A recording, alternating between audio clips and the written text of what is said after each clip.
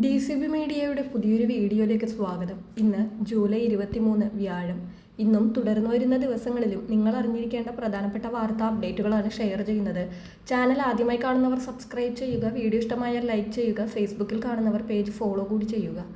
ആദ്യത്തെ അറിയിപ്പ്, സംസ്ഥാനത്തെ സ്ത്രീകൾക്ക് സുരക്ഷിതമായ രാത്രികാല യാത്ര ഉറപ്പാക്കുവാൻ KSRTCയുടെ പിങ്ക് ബസ് സർവീസുകൾ ആരംഭിക്കുകയാണ്. പ്രിയദർശിനി പദ്ധതിക്ക് പിന്നാലെയാണ് വനിതകൾക്ക് മാത്രമായി പുതിയ പദ്ധതിയുമായി KSRTC രംഗത്തെത്തുന്നത്. സംസ്ഥാന സർക്കാരിൻ്റെ 100 ദിന കർമ്മ പരിപാടിയുടെ ഭാഗമായി നടപ്പാക്കുന്ന പദ്ധതിയുടെ സംസ്ഥാനതല ഉദ്ഘാടനം ഇന്ന് ഉച്ചയ്ക്ക് 1 മണിക്ക് തിരുവനന്തപുരം സെൻട്രൽ ഡിപ്പോയിൽ ഗതാഗത മന്ത്രി CP ജോൺ നിർവഹിക്കും. ആദ്യഘട്ടത്തിൽ തിരുവനന്തപുരത്താണ് പദ്ധതി ആരംഭിക്കുന്നത്. IT ജീവനക്കാരുടെയും മറ്റ് വനിതാ യാത്രക്കാരുടെയും യാത്രാക്ലേശം പരിഹരിക്കുകയാണ് പ്രധാന ലക്ഷ്യം. വൈകിട്ട് 4:30 മുതൽ രാത്രി 10:45 വരെയും രാവിലെ 4 മുതൽ 8 വരെയുമാണ് സർവീസുകൾ ക്രമീകരിച്ചിരിക്കുന്നത്. അടുത്ത അറിയിപ്പ്, സംസ്ഥാനത്ത് ഇന്ന് KSUവിൻ്റെ വിദ്യാഭ്യാസ ബന്ദ് പ്രഖ്യാപിച്ചിട്ടുണ്ട്. നീറ്റ് പരീക്ഷാ നടത്തിപ്പിലെ ക്രമക്കേടുകൾക്കെതിരെ സമരം ചെയ്ത വിദ്യാർത്ഥികളെ തെരുവിൽ വലിച്ചിഴച്ചതിലും പ്രതിഷേധിച്ച ലോക്സഭാ പ്രതിപക്ഷ നേതാവ് രാഹുൽ ഗാന്ധി ഉൾപ്പെടെയുള്ള MP മാരെ പോലീസ് കയ്യേറ്റം ചെയ്തതിലും പ്രതിഷേധിച്ചാണ് ബന്ദ്. CPIയുടെ വിദ്യാർത്ഥി സംഘടനയായ AISFും ഇന്ന് വിദ്യാഭ്യാസ ബന്ദിന് ആഹ്വാനം ചെയ്തിട്ടുണ്ട്. അടുത്ത അറിയിപ്പ്, സംസ്ഥാനത്ത് സ്വർണ്ണവില മാസത്തെ ഏറ്റവും ഉയർന്ന നിരക്കിൽ എത്തിയിരിക്കുകയാണ്. പവന് 560 രൂപ വർദ്ധിച്ചു. 1,08,000 രൂപയാണ് ഒരു പവൻ സ്വർണത്തിൻ്റെ ഇന്നത്തെ വില. ഗ്രാമിന് ആനുപാതികമായി 70 രൂപയാണ് ഉയർന്നിരിക്കുന്നത്.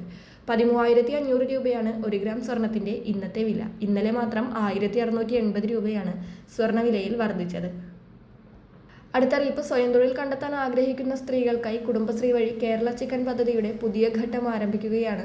സ്വന്തമായി സ്ഥല സൗകര്യമുള്ള കുടുംബശ്രീ ഓക്സിലറി ഗ്രൂപ്പ് അംഗങ്ങൾക്ക് 1000 മുതൽ 10,000 വരെ കോഴികളെ വളർത്താൻ കഴിയുന്ന ഫാമുകൾ ആരംഭിക്കാൻ അപേക്ഷിക്കാം.